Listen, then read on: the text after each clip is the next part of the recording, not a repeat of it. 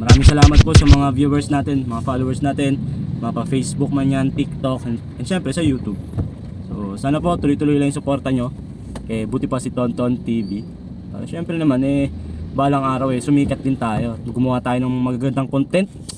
Iba pa rin talaga pag may sponsor ka, iba pa rin talaga pag may budget ka sa mga content na ginagawa mo, di ba? Mahirap gumawa ng content na sariling bulsa mo lang. Mahirap kasi syempre may pinapakain tayo, may binabayaran tayo, may pinapaaral tayo. Mahirap. Pero hindi ako pwedeng sumuko nasimulan ko na Tsaka nandyan yung mga batang dismo na laging feeling ko kailangan sumikat ako para syempre lagi ko silang mapasaya. At hindi lang syempre batang dismo, lahat ng bata sa Pilipinas at sa buong mundo, diba? Yan, ang dami ko nang nasabi pero limitado lang yung galaw natin.